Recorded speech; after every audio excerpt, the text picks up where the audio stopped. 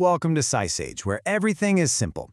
Tonight, we're diving into a really critical topic, the silent battle that's happening in basically every bedroom across the world. It's this fight between our absolute need for rest and those glowing screens we just can't seem to put down. So we're going to break down the science of how tech messes with our sleep and give you 3 super practical tips to take back control. It's a huge paradox, right? We use our devices for everything, to track our health, stay connected, to make life easier.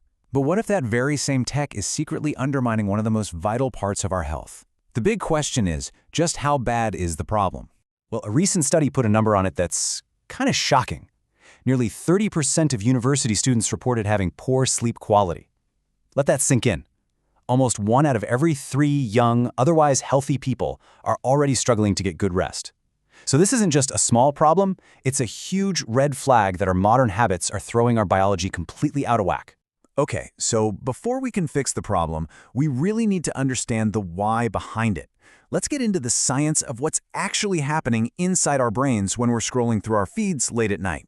So it all starts right here, with something called your circadian rhythm. Now, you can think of this as your body's own internal 24-hour clock. It's like the master conductor of an orchestra run by this tiny region in your brain that tells you when it's time to feel awake and when it's time to feel sleepy. And this internal clock is super sensitive to one thing in particular, light. And that brings us to player number 2, melatonin. People call it the hormone of darkness, which sounds dramatic, but it's pretty accurate. See, as it gets dark outside, your brain gets the memo and starts producing melatonin. It doesn't just knock you out cold. It's more like a gentle signal to your entire body that says, all right, everyone, nighttime's here. Let's start winding down. And here is the core of the problem. The specific type of bright blue light that our phones, our tablets, our laptops blast out, well, it looks a lot like midday sunlight to our brain. So when your eyes see that light at, say, 11 p.m., it sends a totally wrong signal. It basically yells, hey, wake up, it's still daytime. And that just slams the brakes on your melatonin production, leaving you feeling wired and awake when you should be getting sleepy. But, and this is really interesting, not all light is the enemy. While that blue light is the main culprit, studies show that warmer, amber-colored light has way less of an impact on melatonin. This is awesome because it means we can be smart about this. We can actually use different kinds of light to help our sleep cycle instead of just fighting against it all the time. But it's not just about light. There's another chemical at play called adenosine. All day long while you're awake, this chemical slowly builds up in your brain. It creates something called sleep pressure.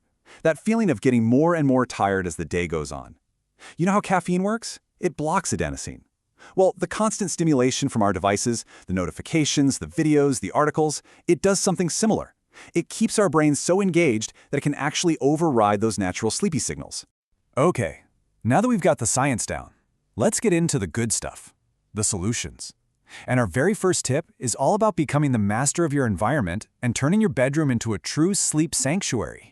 I love this quote from a design expert because it touches on something we probably don't think about much, the color of our walls. It's not just for decoration. There's actual science called color therapy that suggests certain colors can have a real calming effect on our mood and literally help us sleep better. So here is your checklist for building that sanctuary. Let's start with paint. Think about using calming colors like light blues, greens, or even silver. Then tackle your lighting. Swap out those harsh, bright white bulbs in your bedroom for warmer, amber-colored ones. If you can, install dimmers so you can gradually lower the lights to signal that nighttime is coming. And finally, the basics. Get some good blackout curtains to make the room truly dark and keep the temperature cool. A cool, dark room is like a 1-2 punch for triggering deep sleep. All right, I know what you might be thinking.